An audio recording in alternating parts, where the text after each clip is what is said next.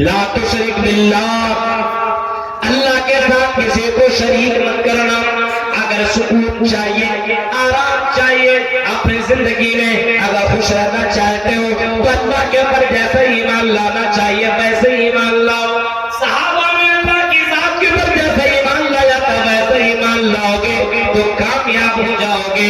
فَإِنْ آمَنُوا بِمِثْلِ مَا آمَنْتُمْ بِهِ فَقَدِ اهْتَدَوْا، جس طریقے سے صحابہ نے ایمان لایا ویسے تم ایمان لاؤ، ہاں کامیاب ہو جاؤ گے۔ میرے بھائیوں، صحابہ کا ایمان ذرا دیکھو تو میرے بھائیوں تعجب کریں گے، غور کریں گے۔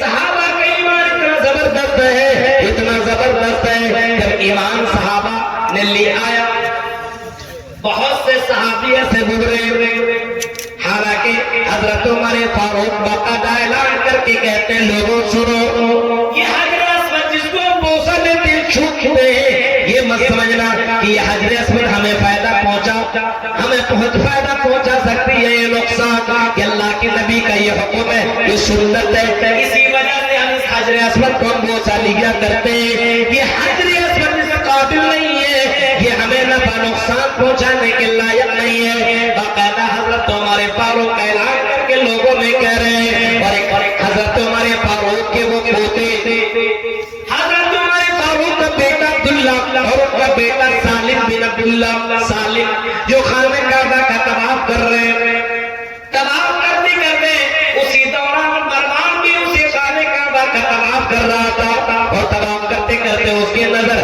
جب سالم بن عبداللہ کے اوپر پڑی تو سالم بن عبداللہ کے پاس جا کر کے کہتا ہے، او سالم بن عبداللہ، یہ تمہارے کپڑے پھٹے پرانے، یہ تمہارا جوتا بالکل پرانا ہو چکا ہے، اے سالم بتاؤ سلنی حاجہ، اے سالم اگر کوئی ضرورت ہے تو بولو، میں تمہاری ضرورت پوری کر سکتا ہوں، میں تم کو دے سکتا ہوں، مجھ سے مانگ لو۔ حضرت سالم کہتے رہے اللہ کے گھر میں ہو تم سے مانگ لو، مجھے شرم آ رہی ہے، انی لا استحی من اللہ ان یسأل فی بیتی غیرہ، میں اللہ کے گھر میں ہوتے ہوئے کسی اور سے مانگوں یہ تو مجھے شرم سی آ رہی ہے، مجھے بیکار لگ رہا ہے کہ اللہ کے گھر میں ہو، خانہ کعبہ میں ہو، مسجد حرام کے اندر ہو، اور اس مسجد حرام کے اندر ہوتے ہوئے، اللہ کے گھر میں ہوتے ہوئے میں کسی اور کے سامنے اپنا ہاتھ پھیلاؤں۔ کہا کہ مجھے جانتے نہیں ہو، میں مروان بن حکم ہوں، میں خلیفۃ المسلمین ہوں، میں گورنر ہوں، میں تمہارا باس ہوں، میں تمہیں کچھ دے بھی سکتا ہوں، مجھ سے مانگ لو۔ کہا کہ اللہ کے گھر میں ہوتے ہوئے میں کسی اور سے سوال نہیں کر سکتا۔ اچھا نہیں مانگ سکتے؟ نہیں۔ اب جیسے خانہ کعبہ سے نکلے اب گیٹ میں مل گئے، کہاں مانگو؟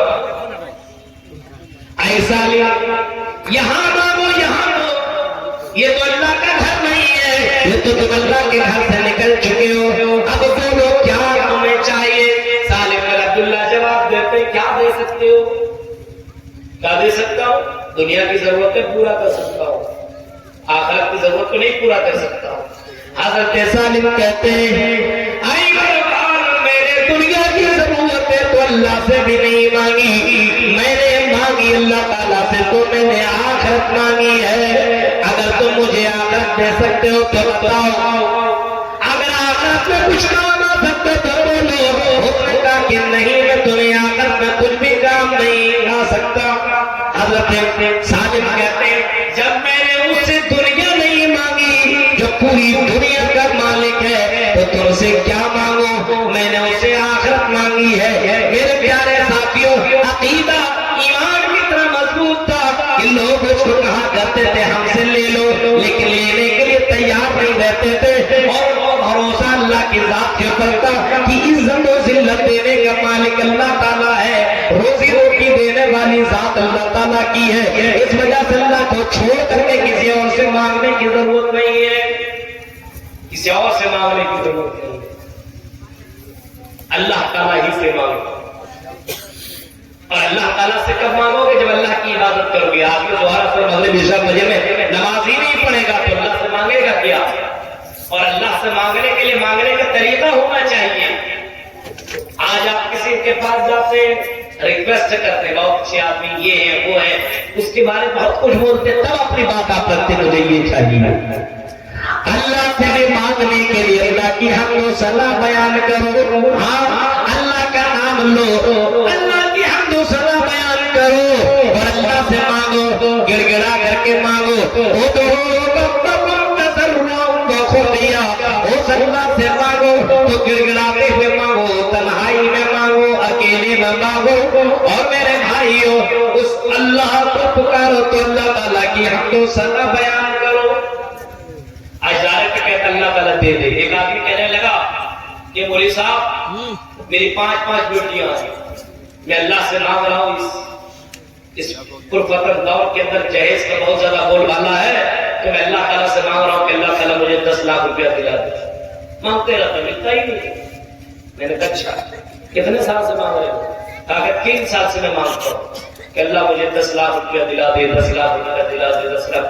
کہیں راستے میں جاؤں اور مجھے کوئی ایسی پیٹی مل جائے, باکس مل جائے جس کے اندر 10 لاکھ ہو. میں نے کہا واہ, آسمان سے اللہ گرا دے گا, ہے نا؟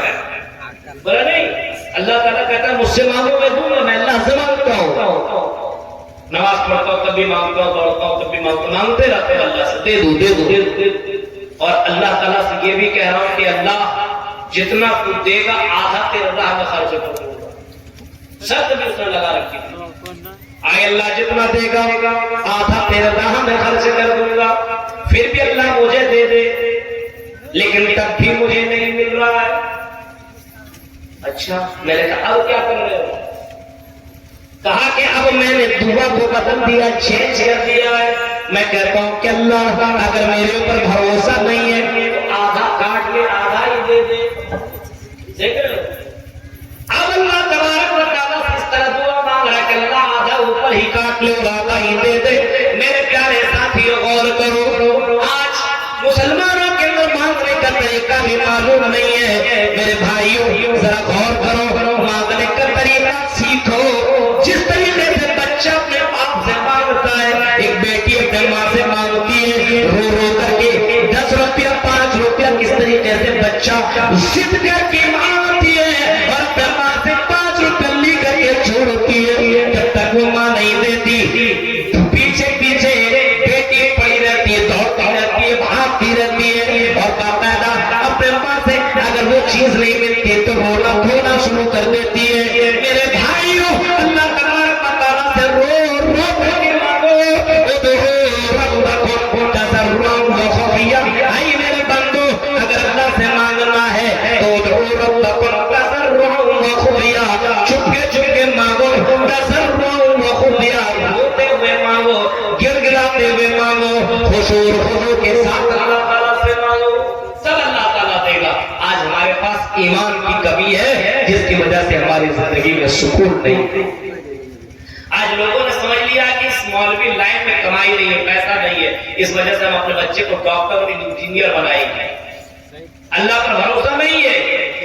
10 سال کا ہوا بھیج دیا ادھر, اس سے پوچھو سورہ فاتحہ کا ترجمہ نہیں بتائے گا, اس سے پوچھو پہلا کلمہ لا الہ الا اللہ کا میننگ نہیں بتائے گا, اس سے پوچھو مسجد میں جانے کا دعا نہیں معلوم, اس سے پوچھو گاڑی پہ سوار ہونے کی دعا نہیں معلوم.